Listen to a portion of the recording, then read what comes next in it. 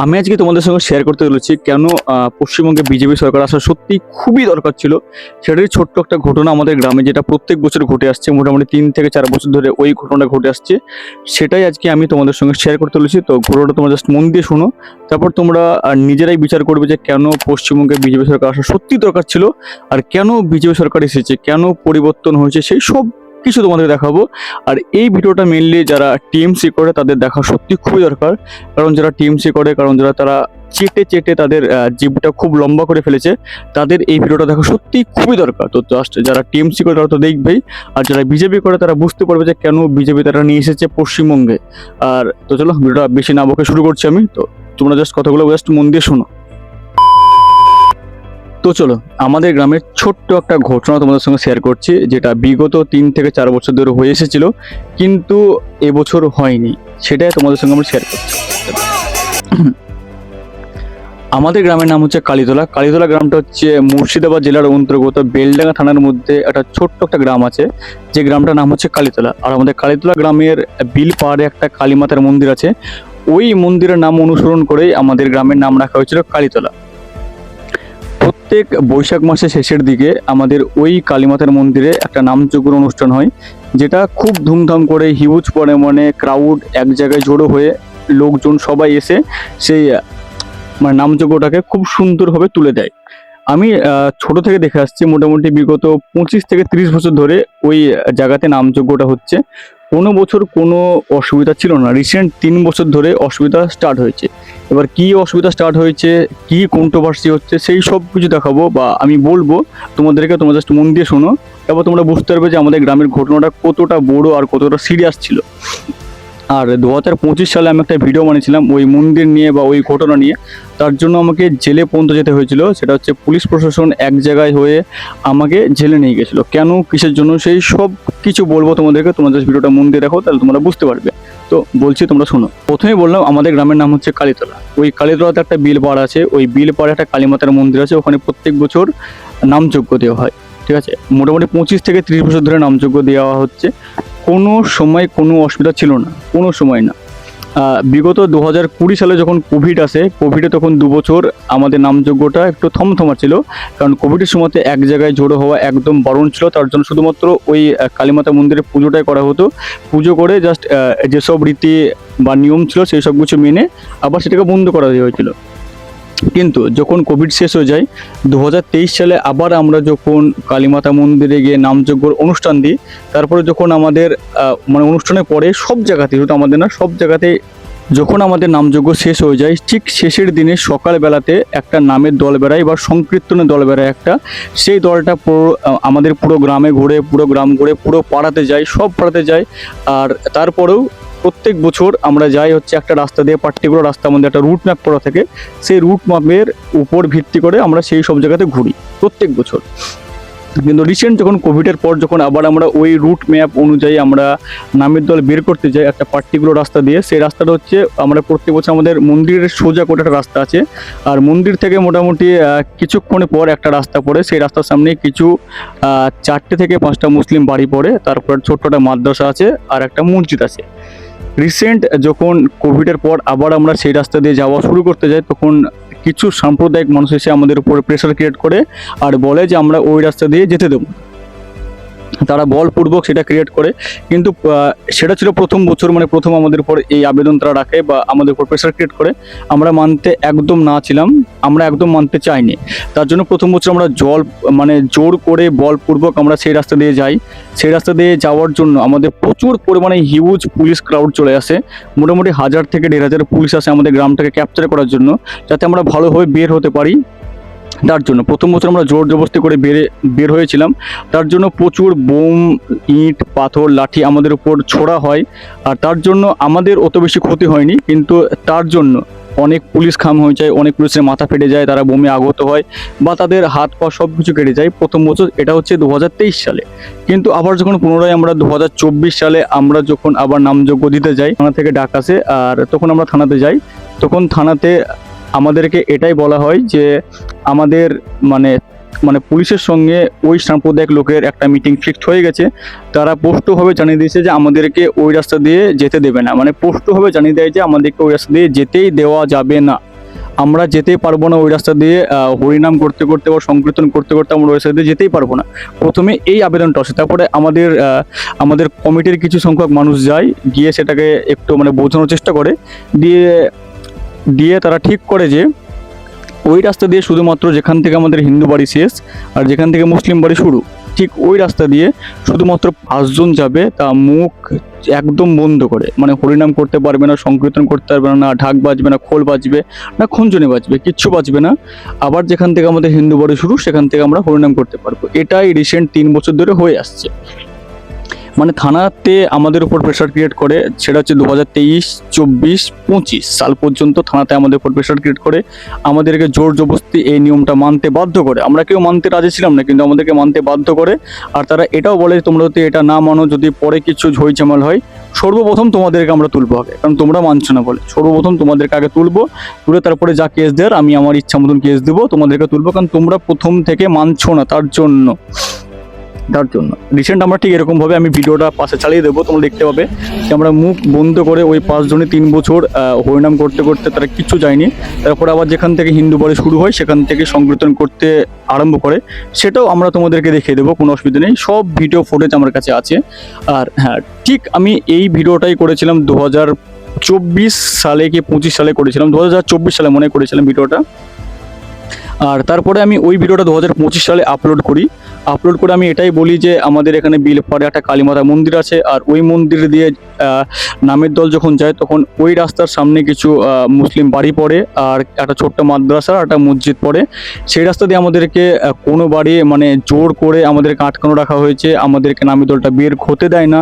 আমি শুধুমাত্র এই কিছু কথা বলেছিলাম, তাদের বিরুদ্ধে কথা বলেছিলাম, তার জন্য আমাকে থানাতে নিয়ে যায়। থানাতে নিয়ে গিয়ে আমাদেরকে 1 রাত আমাকে জেলে থাকতে হয়।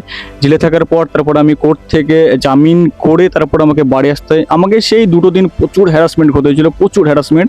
সেটা হয়তো তোমাদেরকে বললে বুঝতে পারবে না। কোনো একটা পার্টিকুলার ভিডিওতে আমি জাস্ট ওই ভিডিওটা নিয়ে টপিকের উপরে ভিডিও বানাবো। তোমরা তো কমেন্ট সেকশনে জানতে চাও যে আমার সঙ্গে কী হয়েছিল না হয়েছিল, তো আমাদেরকে কী কী বলেছিল, আমার সঙ্গে কী কী ঘটনা ঘটেছিল, সব কিছু তোমাদের সঙ্গে শেয়ার করবো। তোমরা জাস্ট শুনলে চমকে যাবে যে ছোট্ট একটা ভিডিও বানানোর জন্য আমার সঙ্গে এত কিছু হয়েছিল। কিন্তু আমি যে আজকে বুক ফুলে ভিডিওটা বানাতে পারছি তার একটা কারণ এখন হচ্ছে বিজেপি সরকার। এখন বুক ফুলে আমি ভিডিওটা বানাচ্ছি, ভিডিওটা আমি পোস্টও করবো, আমার কোনো ভয় নেই, আমি আরামসে, কারণ আমি কোনো মিথ্যা কথা বলছি না। আমার সঙ্গে যেসব ঘটনাগুলো ঘটেছে সেই সব কিছু বলছি, আমার কাছে তার সম্পূর্ণ ফুটেজ আছে, ভিডিও আছে, আর পুরো গ্রামবাসীও সাক্ষী আছে। আমি যখন জেলে যাই তখন পুরো গ্রামবাসী সেটা আমার চোখের সামনে দেখে, আর আমি যখন জেল থেকে বাড়ি আসি তখন তারা সামনে এসে বলে তোর মানে তারা আমার কিছুটা হলে প্রশংসা করে যে আমি একটা ভালো জিনিসই বানিয়েছিলাম, আমি কোনো খারাপ জিনিস বানাইনি।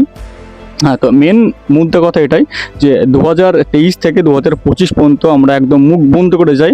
আর রিসেন্ট এখন যখন হচ্ছে 2026, এখন চলেছে পশ্চিমবঙ্গে বিজেপি সরকার। বিজেপি সরকার আসার পরে আমাদের প্রথম আবেদন ছিল এটাই যে আমরা প্রত্যেক বছরের মতন এই বছরও আমরা ওই রাস্তা দিয়েই সংকীর্তন করতে করতে নামের দল আমাদের পুরো গ্রামবাসী আমরা এক জায়গায় হয়ে যাব। আমরা যেরকম আমরা ছোট থেকে যেমন দেখে আসছি হয়ে আসছি সেরকমভাবে আমরা যেতে চাইছি। আমরা কোনো নিয়ম শৃঙ্খলা কিছু মানবো না। আমরা বলছি না যে আমরা মসজিদের সামনে গিয়ে লাউড পরিমাণে চিল্লাবো, বা ওর সামনে বা মসজিদের সামনে গিয়ে আমরা সংকীর্তন আরও জোরে করবো বা ওখানে 1/2 ঘন্টা ধরে করবো, সেরকম না। যেরকম পার্টিকুলার একটা সংকীর্তন যায় সেরকমভাবে আমরা যাব, ভদ্র শৃঙ্খলার নিয়ম মেনে আমরা যেতে চাইছিলাম। কিন্তু আমাদের বেলডাঙ্গা থানাতে যে ছিল আর একটা এসেছিলো এসবিডিপিও, তারা এসে আমরা বলে যে আমরা নতুন এসেছি, আমরা এখন রিসেন্ট আমরা এই নিয়মটা চেঞ্জ করতে পারবো না, সেটা আমাদের অধীনে নেই, আমরা পারবো না সেটা। তার জন্য আমরা আমাদের উপর মূলের সঙ্গে কিছুক্ষণ আমরা কথা বলবো, কথা বলে তোমাদেরকে আমরা জানিয়ে দেবো যে তারা কি ডিসিশন দিয়েছে। দিয়ে এই বছর সিদ্ধান্ত এটাই হয়েছিল যে ওই 5 জনই যাবে, সংকীর্তন করতে করতে যাবে, শুধুমাত্র তাদের হাতে যে মানে খোলটা থাকে সংকীর্তন করতে করতে যাবে, কিন্তু খোলটা বাজানো যাবে না। তারা মুখে হরে কৃষ্ণ করতে পারবে, খুঞ্জনি বাজাতে পারবে, সব কিছু করতে পারবে, শুধুমাত্র খোলটা বাজাতে পারবে না। যেখান থেকে মুসলিম বাড়ি শুরু হয়েছে আর তারপরে যেখান থেকে হিন্দু বাড়ি স্টার্ট সেখান থেকে আবার খোল বাজানো শুরু করতে হবে। শুধুমাত্র খোল বাজানোটাই এবার আমাদের পারমিশনের মধ্যে ছিল না। আমাদের গ্রামবাসী যখন দেখছে যে আমরা এত বছর যখন ওয়েট করলাম আর কিছুক্ষণ ওয়েট করি, কারণ আইসি স্যারের এটাই বক্তব্য ছিল যে এখনো পর্যন্ত সরকার ঠিকভাবে গঠন হয়নি, সরকার গঠন হবে 17 তারিখে আর আমাদের নামের দলটা ছিল 15 তারিখে। তার জন্য আমাদের ছোট্ট তাদের মানে তারা আমাদের কাছে এসে আবেদন করেছিল যে দেখো তোমরা এখন অত কিছু করো না। আমরা তাদের সঙ্গে কথা বললাম, আমরা উপর মহলে কথা বলে এটাই ঠিক করলাম যে সংকীর্তন করতে করতে যাবে, খঞ্জনি বাজাতে হবে, শুধুমাত্র খোলটা বাজানো যাবে না। সেই ভিডিওটা আমরা তোমাদের কাছে এখানে প্লে করে দেবো, তোমরা দেখতে পেয়ে যাবে যে আমি কি বলছি, ঠিক না ভুল বলছি, সব কিছু দেখতে পেয়ে যাবে। তো মেন কথা আমার এটা ছিল, টিএমসি সরকার 15 বছর ছিল। টিএমসি সরকার থাকতে আমাদের হিন্দু সংস্কৃতি আস্তে আস্তে মুছেই গেছিলো। ইনফ্যাক্ট হয়তো টিএমসি সরকার এটাই চাইছিল যে আমরা আস্তে আস্তে হিন্দুদেরকেই মুছে দেবো। যেটা যে সেম টপিক এখন চলছে কেরালাতে, যে সরকার এসেছে সেই সরকার ওপেনলি বলছে যে হিন্দু ধর্মকে একদম মুছে ফেলা উচিত। ঠিক ওরকমভাবে টিএমসি সরকার যদি হয়তো 2026-এ ওদের থেকে যেত, 2026-এ যদি এখন টিএমসি সরকার থাকতো তাহলে হয়তো আমি ভিডিওটা বানাতামও না। হয়তো আমাদের ওই রাস্তা দিয়ে যাওয়া একদম পুরোপুরিভাবে বন্ধ করে দিত। ইনফ্যাক্ট শুধুমাত্র ওই রাস্তা দিয়ে আমাদের নামের দল না, আমাদের যদি কেউ মারা যেত, ওই মারা গেলেও আমাদের ওই রাস্তা দিয়ে যাওয়া একদম বারণ ছিল। কারণ আমাদের যখন মারা যায় তখন অনেকে বলে হরে কৃষ্ণ কৃষ্ণ কৃষ্ণ বা হরিবল অনেক কিছু বলে। তার জন্য আমাদের নামের দল, আমাদের এখানে যে কেউ যদি মারা যেত সেই মারাটাও ওই রাস্তা দিয়ে যাওয়া একদম পুরোপুরিভাবে নিষেধ ছিল। তারা জবরদখলভাবে জোর জবরদস্তি হবে সেই সব কিছু তারা করে রেখেছিল। কিন্তু রিসেন্ট আমাদের ভগবানের কৃপা বলো বা আমাদের মনের ইচ্ছা বলো যে বিজেপি সরকার চলে এসেছে 2026 সালে, তার জন্য আবার হিন্দুরা তাদের পুনঃসংস্কৃতি, যেমন আমাদের সংস্কৃতি আস্তে আস্তে আমরা ফিরে পাচ্ছি, খুব সুন্দর লাগছে। ঠিক এরকমভাবে পুরো পশ্চিমবঙ্গে বা আশপাশ জায়গাতে সবাই দেখছি যে আস্তে আস্তে তাদের হিন্দু সংস্কৃতি অনেক কিছু মুছে ফেলেছিল, তারা আস্তে আস্তে ফেরত পাচ্ছে। যেমন আসানসোলে একটা মন্দির 15 বছর ধরে বন্ধ ছিল শুধুমাত্র টিএমসি সরকার ছিল বলে। যেমনই 4 তারিখে বিজেপি সরকার আসলো, 4 তারিখে সেই আসানসোলের দুর্গা মন্দিরটি খোলা হয়, ওই মন্দিরটিতে আবার পুনরায় পুজো করা হয়। মানে প্রচুর কিছু করেছিল টিএমসি সরকার থাকতে হিন্দুদের বিরুদ্ধে, প্রচুর কিছু। টিএমসি সরকার একদম এটাই চেয়েছিল মন থেকে যে আমরা হিন্দুদেরকে মুছে দেবো আর কিছু না। আর যেমন আমাদের গ্রামে প্রচুর টিএমসি সাপোর্টার আছে, তারা ওপেনলি ভিডিও ছাড়ছিল যে ভোটের আগে যে আমরা জিতবো। তার জন্য তারা বুথের মধ্যে গিয়ে ভিডিও করে আপলোড করছে যে দেখো আমি টিএমসিকে ভোট দিয়েছি। অনেক আছে এরকম। তাদের কাছে আমার এটাই জাস্ট একটা বক্তব্য, আবার আমাদের গ্রামে তারা বাস করছে, আমাদের বাসে গিয়ে আমাদের গ্রামে যে হরিনাম হয় ওই হরিনামেও তারা অংশগ্রহণ করেছে। তারা সবাই জানে যে শুধুমাত্র এখানে টিএমসি সরকার আছে বলেই আমাদের হরিনামের সংকীর্তনটা ওই রাস্তা দিয়ে বের হচ্ছে না, তারাও জানে। কিন্তু তার সত্ত্বেও তারা ওই টিএমসিকেই সাপোর্ট করেছিল। আমাদের মেন কথা হচ্ছে এটাই যে আমরা দেখে শুনে বুঝে সব কিছু ভুল করছি জাস্ট। আর যারা আমাদের সঙ্গে সঙ্গে বিজেপি সরকারকে আনার জন্য এত কষ্ট করেছিলে তাদেরকে সত্যিই ধন্যবাদ জানাই যে বিজেপি সরকার আসার জন্যই আমাদের ওই রাস্তা দিয়ে আবার পুনরায় আমরা হরে কৃষ্ণ করতে বলতে যেতে পেরেছি। এরপরের বছর হয়তো আমরা পুরো গ্রাম সবাই একসঙ্গে ক্রাউড মিলে যেতে পারবো, আমরা এইটাই আশা রাখছি। এরপর আমাদের অনেক কিছু ফেস্টিভ্যাল আছে, আমরা সেই ফেস্টিভ্যালটাও নিয়ম কানুন মেনে আমরা ওই রাস্তা দিয়ে যাব, এটাই জাস্ট আমাদের আবেদন। আমরা কোনো জবরদখল করবো না, জোর করবো না, আমরা শুধু আমাদের যেটা অধিকার সেটা অধিকারটা আমরা নিতে চাই, আর কিছু না। তো আজকের ভিডিওটা ছিল বস এতটুকুই পর্যন্তই। আমাদের গ্রামের ছোট্ট একটা ঘটনা তোমাদের সঙ্গে শেয়ার করলাম, আর এই ঘটনাটা নিয়ে আমি পুরো একটা ভিডিও বানাচ্ছি। সেই ভিডিওটা মোটামুটি 2 দিন থেকে 3 দিনের পর আমি আপলোড করব। এখনো তার পিছনে কাজ চলছে, কারণ অনেক কিছু স্ক্রিপ্টিং করছি, অনেক কিছু ভয়েস ওভার করতে বাকি আছে। সেই সব কিছু তোমাদেরকে আমরা দেখাবো, আর সেই ভিডিওটাই পুরো তোমরা বুঝতে পেরে যাবে যে আমাদের মন্দিরটা কোথায়, মন্দির থেকে রাস্তাটা কোথায়, রাস্তাটা কতটুকু, কোথা থেকে আমাদেরকে যেতে দেওয়া হতো না, কোথা থেকে আমাদেরকে আটকে দেওয়া হতো, মন্দির থেকে মুখ কেন বন্ধ করে আমাদেরকে যেতে হতো, আমরা কেন মুখ বন্ধ করে যেতাম, সেই সব কিছু তোমরা শুনতে পেলে। আর সেই ভিডিওটা তোমাদেরকে আরও পোস্ট করে জানিয়ে দেবো। তো সেটা তোমরা দেখার জন্য অবশ্যই আমাদের পাশে থাকো।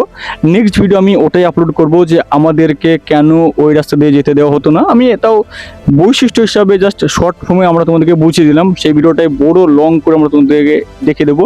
সেই ভিডিওটা মোটামুটি 8 থেকে 9 মিনিট একটা ভিডিও হবে, সেটাতে পুরো ডিটেলস দেওয়া থাকবে যে আমি কি বলতে চাইছি না বলতে চাইছি, সত্যি ঘটনাটা আমি একদম তোমাদের সামনে তুলে ধরবো।